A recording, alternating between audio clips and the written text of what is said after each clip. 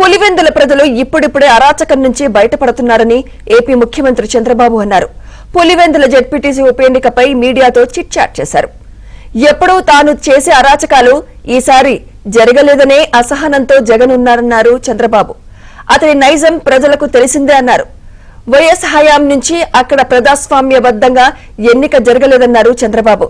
Nomination వేయటానికే భయపడే పరిస్థితుల నుంచి 11 మంది నామినేషన్లు వేయగలిగారన్నారు.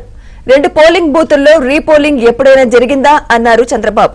శాంతి భద్రతల నిర్వహణ పటిష్టంగా జరిగింది కాబట్టే ప్రజలు ధైర్యంగా బయటకు వచ్చి ఓటేశారన్నారు సీఎం చంద్రబాబు.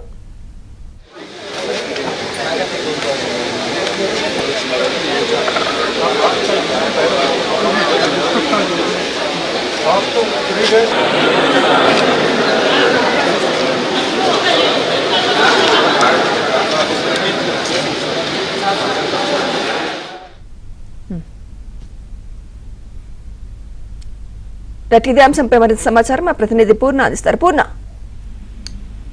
సుమిత్ర, టీడీపీ అధినేత ముఖ్యమంత్రి చంద్రబాబు నాయుడు కొద్దిసేపు క్రితం టీడీపీ కేంద్ర కార్యాలయం చేరుకున్నారు. అయితే అక్కడ విలేకరులు ఎవరైతే ఉన్నారో వాళ్ళందరితో కూడా కాసేపు చిట్ చాట్ చేసిన పరిస్థితి నెలకొంది. అయితే ప్రధానంగా కొన్ని విషయాలు ఇక్కడ ప్రస్తావించారు. అక్కడ ప్రధానంగా ఇటీవల పులివెందుల జెడ్పీటీసీ ఎన్నికల సందర్భంగా చోటు చేసుకున్న పరిణామాలన్నింటినీ కూడా జరిగిన పరిణామాలన్నింటినీ కూడా మీడియాతో చంద్రబాబు గారు మొత్తం కూడా పంచుకోవడం కూడా జరిగింది. ప్రధానంగా చూస్తారంటే పులివెందుల ప్రజలు ఇప్పుడే అరాచకం నుంచి బయటపడుతున్నారు అని ఆయన చెప్పడం జరిగింది.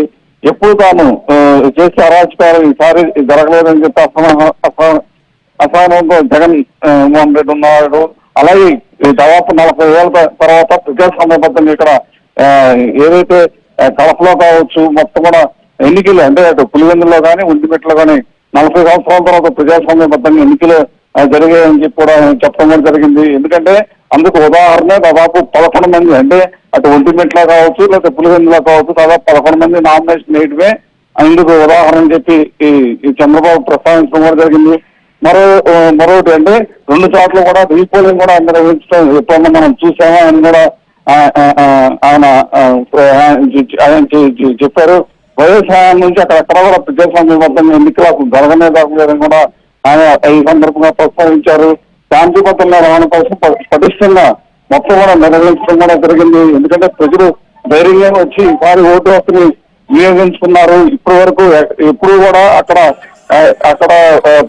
ఓట్లు వేసేందుకు కూడా ప్రజలు భయపడే పరిస్థితి గతంలో ఉండేది. ఎందుకంటే కనీసం నామినేషన్ కూడా ఎవరు వేసే పరిస్థితి కూడా ఉండేది కాదు అని కూడా చెప్పడం జరిగింది.